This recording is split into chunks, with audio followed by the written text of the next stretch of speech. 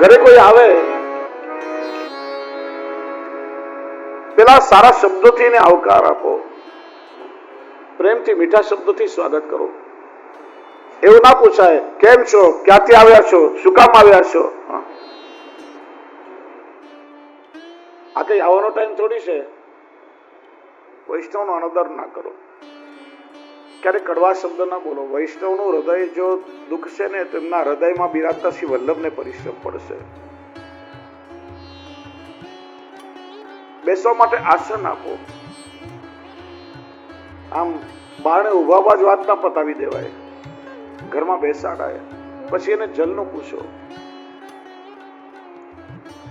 બીજે ક્યાંય બહારનું જલપાન નહીં કરતા હોય તો બહુ તો ના પાડશે, પણ પૂછવામાં શું વાંધો.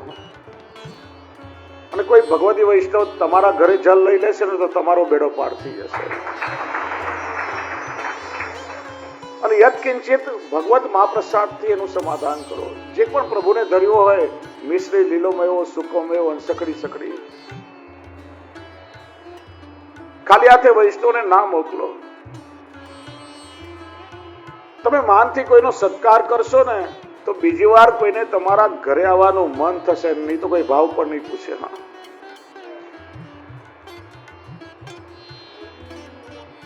એમ કોઈને માન દેવું, કોઈનું સન્માન કરવું, એ પણ આપણા જીવનનો એક અમૃત છે.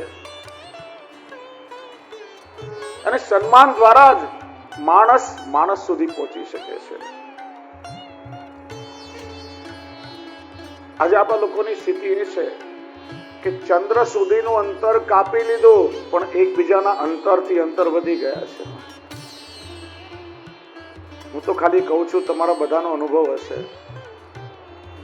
એક ઘરમાં એક જ ઓરડામાં પરિવારના 5 સભ્યો સાથે બેઠા હશે, બધા પોતપોતાના મોબાઈલમાં બિઝી હશે.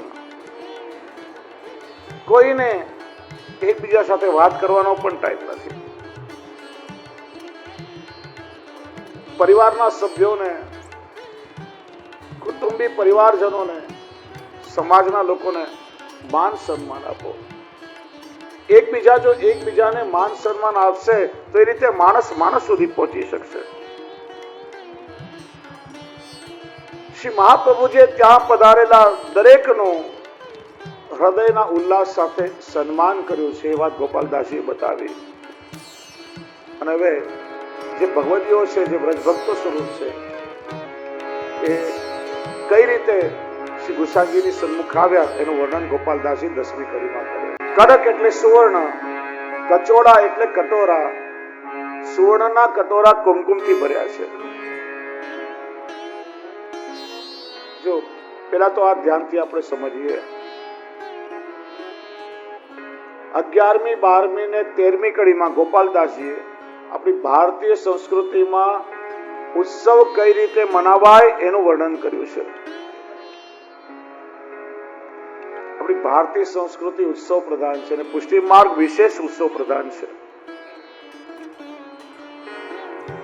ઉત્સવ માટે કોઈ કવિએ બહુ સુંદર શબ્દમાં કહ્યું છે, ઉત્સવ મનાવવાનું કારણ શું?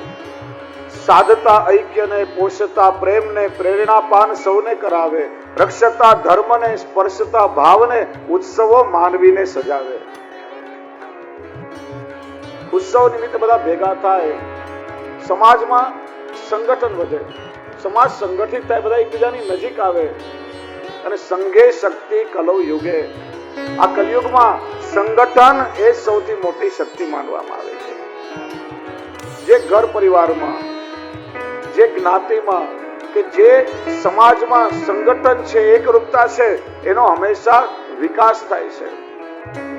અને જે ઘર પરિવાર, કુટુંબ, જ્ઞાતિ કે સમાજમાં ટુકડા થયા હોય, વેચાઈ ગયા હોય, એના વિનાશને કોઈ ના રોકી શકે.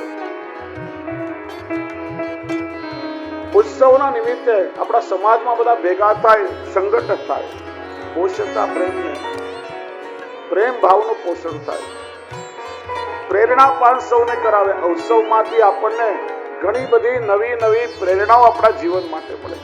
રક્ષતા ધર્મને, સ્પર્શતા ભાવને, ધર્મની રક્ષા કરવા માટેની પ્રેરણા અને એ અહોભાવ આપણા મનમાં જાગૃત થાય છે. દરેક ઉત્સવ એ કોઈને કોઈ વસ્તુનું સૂચક છે. આજે આપણા માટે ઉત્સવ, હમણાં જન્માષ્ટમી ગઈ. જન્માષ્ટમી એટલે લાડવા ખાવા, નાચું કૂદવું ને રાતે બેસીને પત્તા રમવા, એ જન્માષ્ટમી આપણા માટે. સાતમ આઠમ તો જાગરણ. જાગરણ કઈ પત્તા રમીને થાય, જુગાર રમીને થાય. એ તો ઉજાગરા કહેવાય, જાગરણ ના કહેવાય.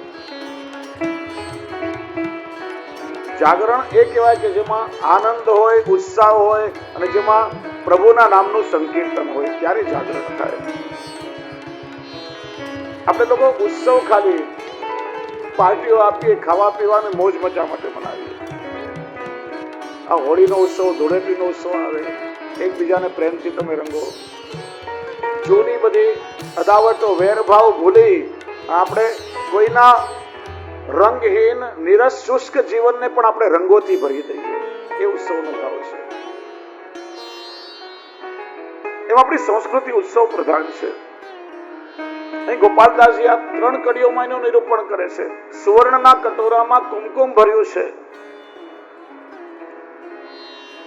જો આપણી વૈદિક પદ્ધતિમાં એક ક્રમ છે કે જ્યારે કોઈ આવે, આમંત્રિતોનું સ્વાગત એ કુમકુમનું તિલક કરીને થાય છે.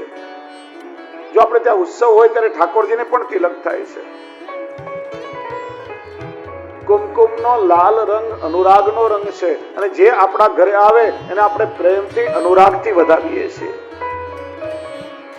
પછી એને અક્ષત એટલે પીળા ચોખા લગાડીએ. લાલ રંગ અનુરાગનો અને પીળો રંગ હળદરનો, આનંદનો. અને અક્ષત, ક્ષત એટલે ખલાસ, નાશ થવું. અક્ષત જે ક્યારેક ખલાસ ન થાય એવો પ્રેમ અને આનંદ એ સદાય એમને એમ રહે. પછી આપણે ત્યાં 2 પ્રકારના પાંદડાના તોરણ બાંધીએ છીએ. આંબાના પાનના અને આસોપાલવના પાનના. મોટે ભાગે આ 2 જ પાંદડા તોરણમાં કેમ બંધાય? એનું કારણ, આજકાલ તો પેલા પ્લાસ્ટિકના તોરણ બંધાવા લાગ્યા છે.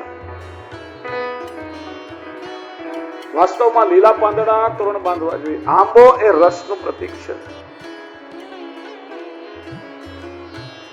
આપણા હૃદયમાં જે ઉત્સવનો રસ છે, એ આનંદનો રસ આપણે આંબાના પ્રતીકમાં મૂકીએ છીએ. અને આસોપાલવને શું કહેવાય? અશોક. અશોક એટલે શોક રહિત. જ્યાં મનમાં કોઈ પણ પ્રકારનો શોક ન હોય, જ્યાં આનંદ હોય ત્યાં કોઈ શોક પછી રહી ના શકે. ઉત્સવનો અર્થ જ એ થાય કે આપણા હૃદયમાંથી આનંદ પ્રગટ થાય. ત્યાર પછી કદલીના સ્તંભ. કદલી એટલે કેળના સ્તંભ આપણે લગાડીએ છીએ. કારણ કે જે કદલીના કેળના સ્તંભ હોય એનો રંગ ઉજ્જવળ હોય, એક કોમળ હોય અને કેળના ફળ મીઠા હોય. બીજું, કેળના પાંદડા પર પાણી ટકી ન શકે. એટલે કોમલતા, ઉજ્જવળતા, મધુરતા આ બધું જ ઉત્સવમાં પ્રગટ થાય. બીજું, આપણે ત્યાં માંગલિક પ્રસંગ હોય ત્યારે સ્વસ્તિક થાય, સાથીઓ થાય. આ સ્વસ્તિક પણ આપણા હિન્દુ ધર્મ સંસ્કૃતિ સાથે જોડાયેલો છે.